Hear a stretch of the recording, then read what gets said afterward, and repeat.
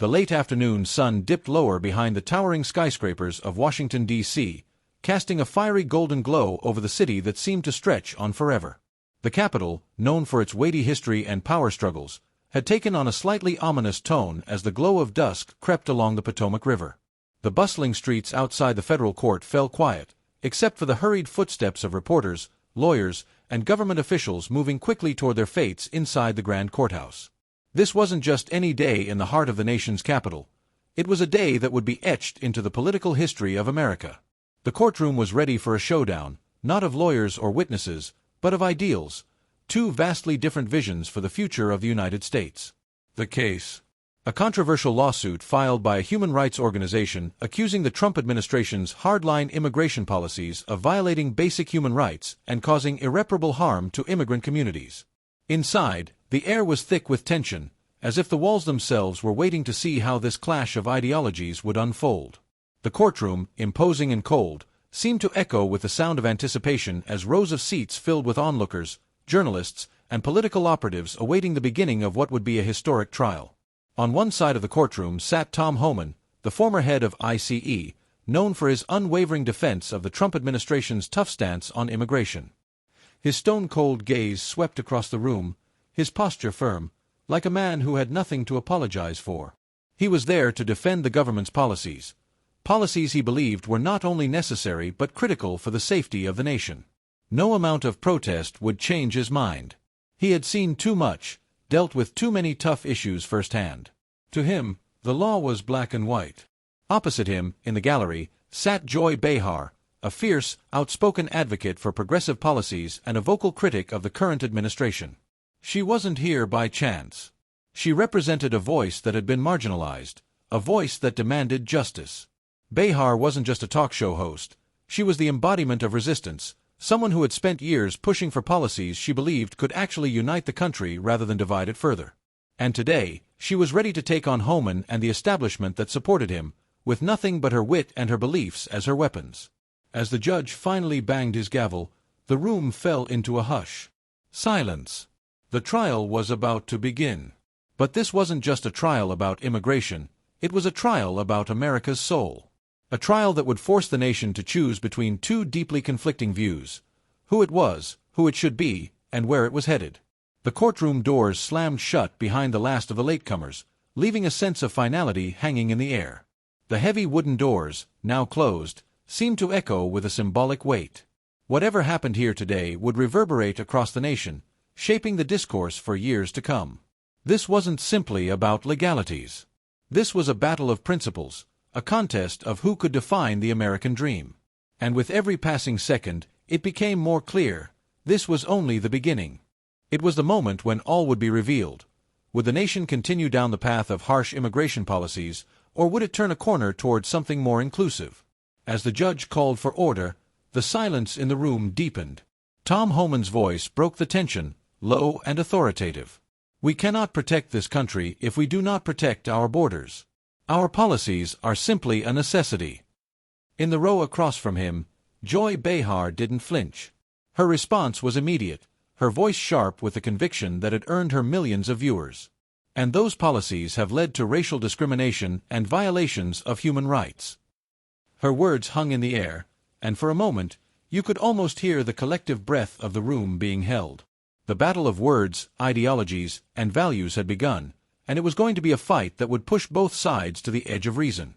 The air in the courtroom was thick with anticipation as the moment arrived for Joy Behar to speak. The weight of the room seemed to shift. She stood with quiet confidence, her gaze steady as she prepared to face Tom Homan, the man who had spent years defending the administration's tough stance on immigration. With the eyes of the court on her, Behar didn't waste a moment. Her voice rang out, sharp and clear, cutting through the silence. "Let's be absolutely clear," she began, her tone unwavering. "The policies you defend are not just flawed, they are a blatant display of racial discrimination. They perpetuate an agenda that leaves immigrant families in fear, that labels them as criminals simply for seeking a better life." Her words struck like a hammer, resonating through the courtroom. She paced slightly, her expression fierce as she built upon her argument. These policies are a direct violation of human rights, and it's not just about laws. This is about humanity. It's about a country that claims to welcome the tired, the poor, the huddled masses yearning to breathe free, but instead locks its doors and turns its back on those who need us most. She turned her gaze toward Homan, who sat across from her with a stoic face, unflinching. But Behar wasn't deterred. She pressed on. "What you call border security is nothing more than a fortress of oppression," Behar said, her voice growing more impassioned with every word. "You've built a system that punishes the vulnerable, that tears families apart, and you try to dress it up as protection for the American people. But the reality is, it's an assault on the very principles this nation was built on." She paused, letting the weight of her words settle into the room before continuing with a challenge that seemed to vibrate in the air. "You call this justice? A system that picks and chooses who is worthy of dignity and who is not?" She glanced around the courtroom as if making sure everyone understood the gravity of what she was saying. "This isn't justice. This is discrimination." Behar took a deep breath, then delivered her closing statement, a piercing declaration that left no room for doubt. "If we continue down this path, we will no longer be a nation of opportunity. We will no longer be the land of the free," she said, her voice steady but filled with undeniable emotion. "We will become a nation of division, a nation where opportunity is reserved only for those who look the right way, speak the right way, and worship the right way. If that is what we stand for, then we are no longer the country we claim to be." Her words hung in the air, heavy with truth, and the courtroom was silent for a moment as everyone processed the weight of her declaration. Behar had said what needed to be said, no sugarcoating, no hesitation. She was here to fight for what she believed was right, and nothing, not even the cold stare of Homan, would make her back down. As the courtroom settled into a tense silence, Tom Homan shifted in his seat, his hands clasped firmly in front of him, his expression unmoving. He had listened to Behar's impassioned speech, absorbing every word, but now it was his turn to speak. The sharp contrast between their ideologies was clear, and he wasn't going to let Behar's accusations stand unchallenged. Homan stood up, his voice steady but firm. "I hear the same arguments from the left time and time again, and frankly, it's exhausting," he began, his tone direct, cutting through the air with the weight of someone who had been in the trenches for years. "What you call racial discrimination, I call sense. These policies aren't about separating families or punishing people for seeking a better life. They're about protecting our nation from the very real threats we face every day." He glanced around the room, making sure the court was with him, his eyes narrowing slightly, a look of resolve hardening his face. "Our job, our responsibility, is to defend the security of the American people. And let me be clear, no one has a right to enter this country illegally. When people bypass the proper channels, they put everyone at risk, whether it's through criminal activity or the strain they place on our resources." Homan took a step forward, his gaze now locked on Behar. "You may want to believe that open borders are the solution to everything, but I'm here to tell you, that's a fantasy. We're not talking about a handful of people seeking refuge. We're talking about millions of people crossing our borders illegally, and this country, my country, cannot sustain that kind of influx without consequences." He paused for a moment, his voice dropping, almost as if speaking directly to those who might doubt his stance. "What you call oppression is simply the enforcement of law," he said, a trace of frustration creeping into his voice. "These policies exist to protect American citizens, to protect the very essence of our nation. Without them, we lose control. Without them, we're vulnerable." He turned back toward the judge, a final resolute statement ready on his lips. "We cannot allow this country to be overrun by illegal immigrants, particularly when doing so threatens our national security. This isn't about race. This isn't about discrimination. This is about survival, and the survival of this country depends on having strong borders and strong laws." As Homan finished, his words echoed in the courtroom, reverberating off the walls. He had spoken his piece, and the weight of his argument hung heavy in the room. It wasn't just a defense of policies, it was a declaration of his belief in the fundamental right to protect the nation at all costs. The courtroom hummed with a low murmur as Joy Behar leaned forward, her expression hardening with each passing moment. She was ready to take the fight to the next level, her passion evident in the way she spoke, her words coming faster now, more charged. Tom Homan, sitting across from her, remained composed, but the tension between them could be felt with every word exchanged. With a sharp inhale, Behar began again, her voice cutting through the room like a knife. You stand there defending a system that tears families apart and separates children from their parents, and you call it law and order? Her eyes burned with intensity as she stared directly at Homan. The policies you're defending are not just flawed, they are an assault on basic human rights. These families came to this country seeking a better life, and instead, they're met with cages and the cold, heartless machinery of the state. She paused, allowing the weight of her words to sink in, then continued, each sentence delivered with the precision of someone who had spent years honing her arguments. You say it's about protecting the American people, but what about the people who are already here? What about the children who've been taken from their parents, never to be reunited? What about the human beings whose only crime was wanting a chance at something better? Behar's gaze swept across the courtroom, ensuring that every person present felt the gravity of her words.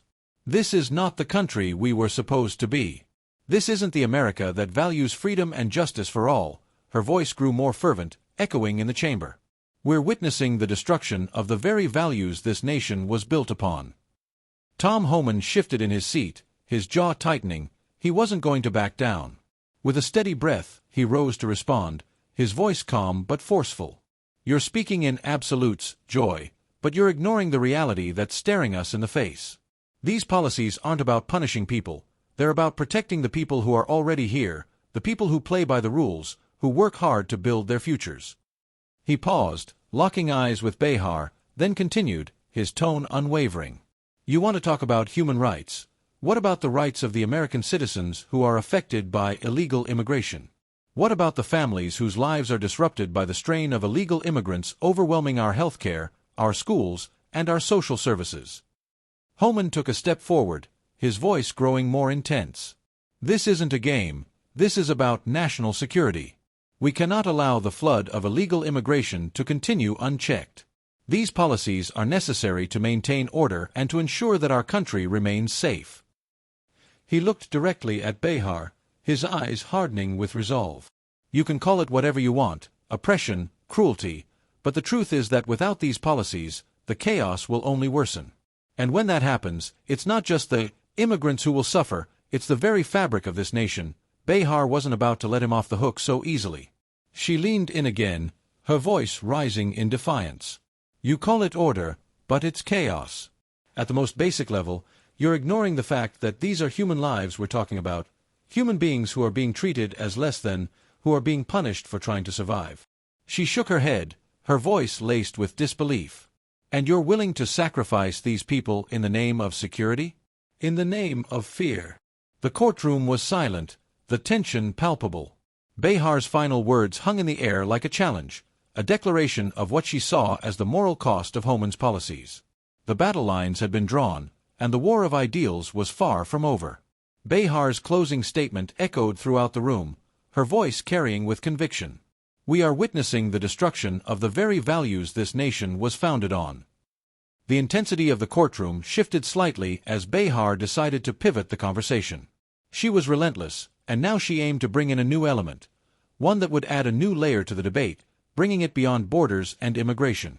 Let's talk about the environment, Behar began, her eyes never leaving Homan.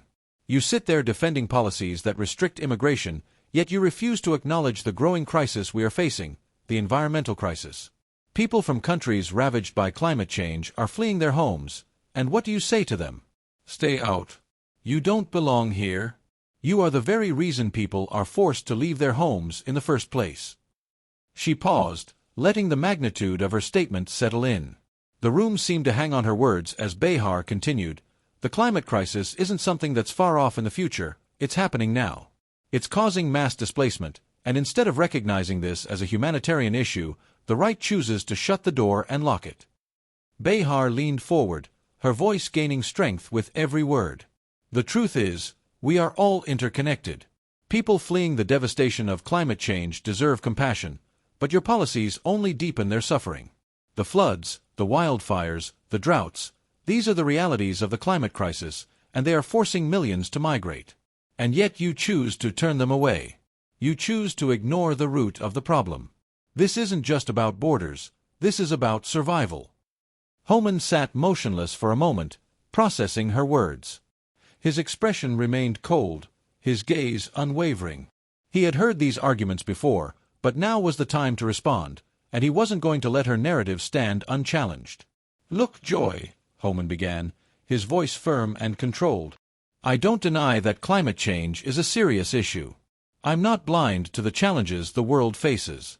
But to suggest that immigration policies are the cause of these problems is irresponsible and misleading. Our policies are designed to address illegal immigration and ensure that those who come here are doing so legally, with respect to the systems that are in place to protect American citizens." He paused, standing taller as he prepared to make his point clear. "You want to talk about the environment? The truth is, the United States has always been at the forefront of addressing climate change, but the solution isn't to open our borders to every person fleeing environmental disasters without regard to the resources that are already strained here. The reality is, the U.S. cannot solve the world's environmental problems at the expense of its own citizens." Homan's tone became sharper, his words deliberate. "We have a responsibility to protect our own, to ensure the safety and well-being of the people who already live here. And while I acknowledge the urgency of climate change, solving that problem doesn't mean we open the floodgates to unchecked immigration. Immigration policies are necessary not just for national security, but for ensuring that our economy, our infrastructure, and our society remain intact while we deal with these global issues." He took a step forward, his voice growing in intensity. "You're right about one thing: climate change is a real threat. But we cannot ignore our national security in the process. We need to solve our domestic issues before we can save the planet, and if we don't protect our own borders, we risk creating a crisis that will hurt everyone in the long run." Homan's words were clear and firm. "We need to find a way to protect this country first before we start trying to save the entire planet." The courtroom, once calm, now buzzed with an undercurrent of tension that was palpable. Joy Behar, no longer content with subtlety, leaned forward, her sharp eyes fixed on Tom Homan. She had been listening to his rhetoric for too long, and now it was time to go on the offensive. Her voice rang out, cutting through the silence like a blade. "You sit there, Tom," Behar began, her tone hardening, "talking about law and order, about protecting the rights of American citizens, but you've ignored the human cost of your policies. Your so-called protection doesn't just close borders, it closes hearts. You care more about protecting the legal than the human. What about the people who need protection the most?" Her words landed like a punch. She didn't shy away from making it personal, accusing him of caring more about the law than about humanity. "You call yourself a protector, but you're the one perpetuating the harm. You're letting the most vulnerable in society, the children, the families, fall through the cracks in the name of national security. That's not justice, that's cruelty." She stepped closer, her eyes blazing. "You're building walls, not just on our borders, but between us as a society.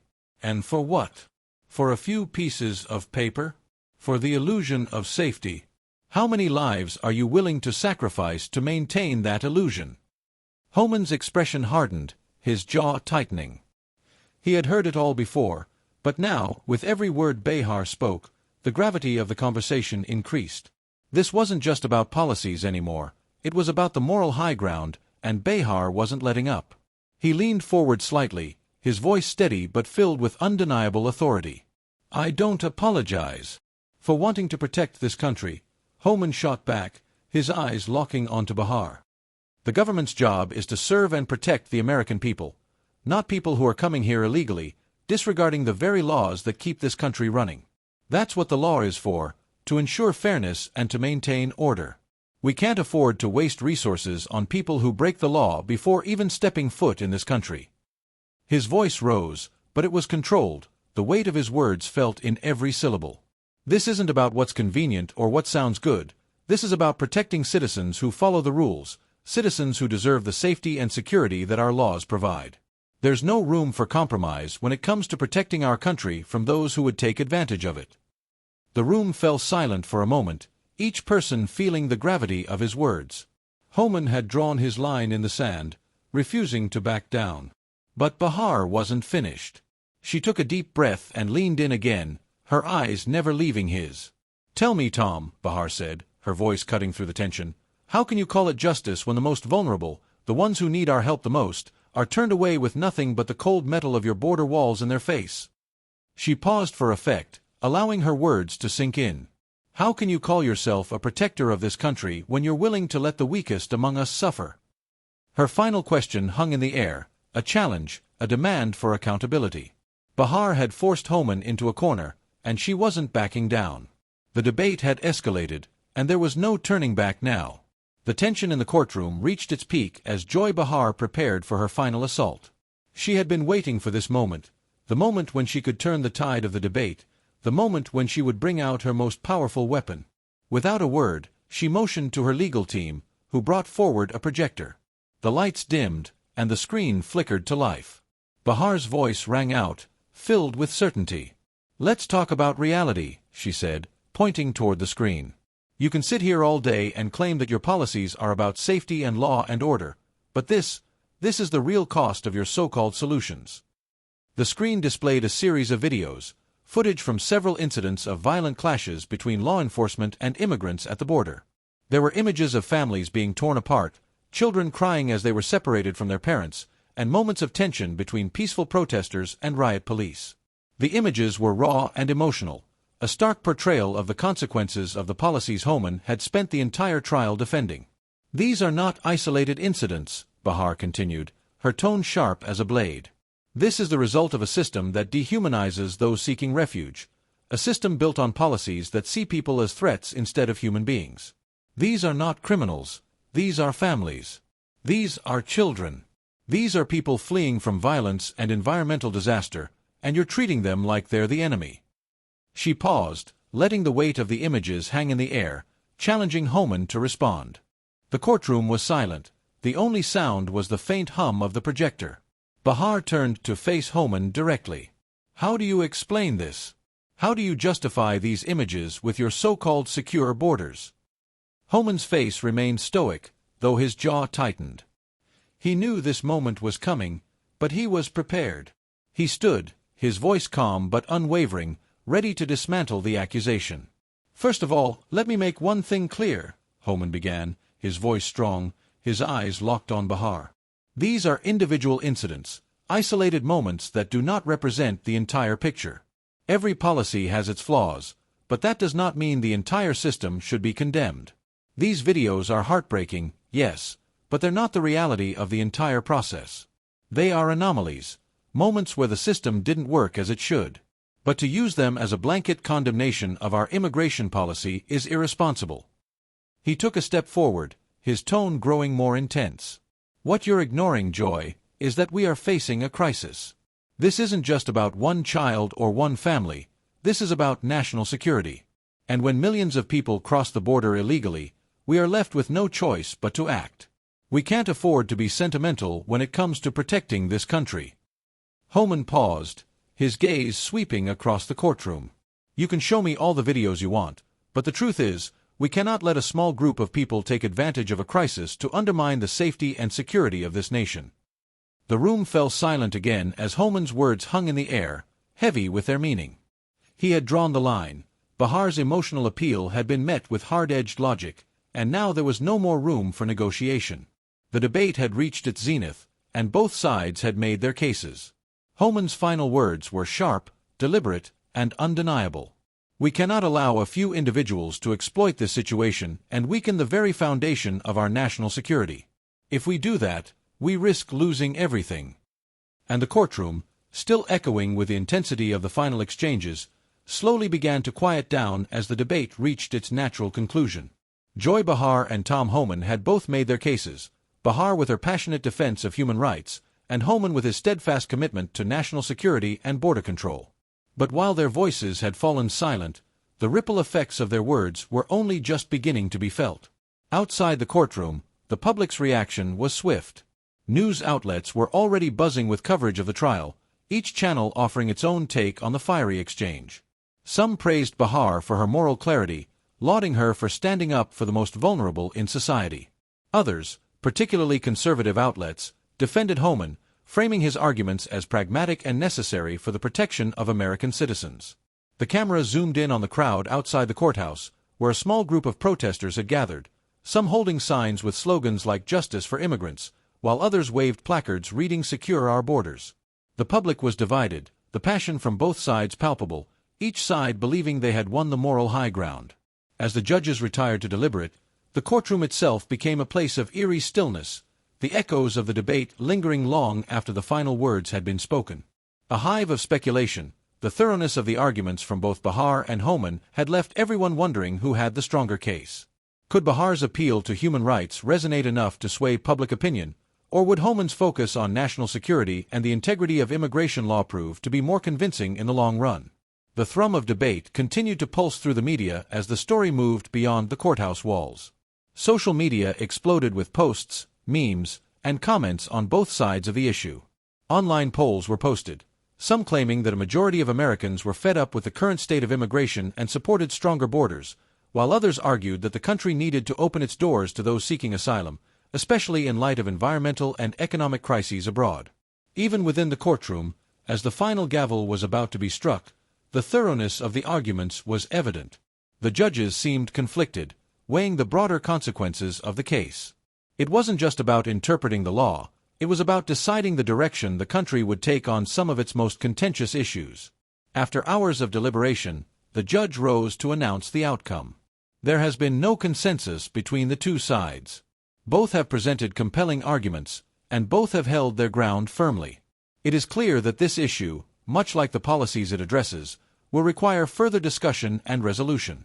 For now, this trial has ended, but the debate is far from over. As the final arguments were made, the courtroom buzzed with an uneasy stillness. Joy Behar and Tom Homan had spent the better part of the day locked in a fierce ideological battle, each side staunchly defending their beliefs. But despite the fiery exchanges, the room was left with no clear victor.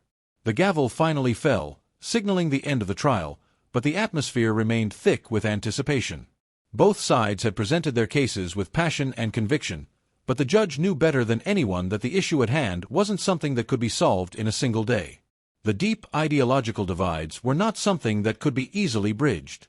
The judges conferred for a moment, their faces serious as they weighed the magnitude of what they had just heard. The issues at hand, immigration, national security, human rights, were too complex, too intertwined with the fabric of the nation itself. The policies under scrutiny were not just legal constructs, they were deeply entwined with the political and social identity of the country. The court's decision was clear: this was not the end, but merely the beginning of a much longer process. The case would be revisited, but the debate, the questions, and the ramifications of the trial would continue to ripple across the nation. The judge's final words echoed in the courtroom, cutting through the tension. This court acknowledges the weight of the arguments presented today. However, no resolution has been reached, and the issues we have discussed are far from simple. We must give serious consideration to the long-term effects of these policies, not just for today, but for generations to come. Just on our laws, but on the very fabric of society itself, the judge paused, looking around the room, his voice calm but filled with the gravity of the moment. We will continue to examine this case in the future. The immigration policies of this nation need to be thoroughly reassessed, keeping in mind the human and societal costs they carry. The path forward will require careful thought, and it is imperative that we, as a nation, understand the full consequences of these decisions. With that, the judge's gavel struck once more, signaling the official end of the trial, but the debate was far from over. The public would continue to voice their opinions, the media would continue to cover the case, and the policymakers would be forced to grapple with the implications of the trial. And perhaps most importantly, the nation would continue to wrestle with the questions that had been raised. The courthouse doors closed behind them, and Washington, D.C. was bathed in the stillness of the evening. The once bustling streets now stood eerily quiet, as if the city itself was reflecting on the day's events. The towering buildings, bathed in the dim light of street lamps, seemed less imposing, their sharp outlines softened by the night. A slight breeze rustled through the streets, carrying with it the weight of the words that had just been exchanged in the courtroom. Tom Homan and Joy Behar walked in opposite directions, each deep in thought. Neither had yielded in their stance, but both were acutely aware that the battle was far from over. Homan, his face set in determination, moved swiftly toward his waiting vehicle, his every step purposeful. Behar, not far behind, kept a steady pace, though her expression remained clouded with the frustration of a hard-fought battle that had not ended in victory. The sounds of the city seemed to fade as they walked, leaving only the rustling of leaves and the hum of distant traffic to accompany their thoughts. The public and the press would soon weigh in, and the media's coverage would amplify the voices of both sides. The courtroom had been a battleground, but the real fight over the future of immigration policy, human rights, and the soul of the nation was just beginning. As the two figures made their way through the night, their figures cast long shadows under the soft glow of the streetlights.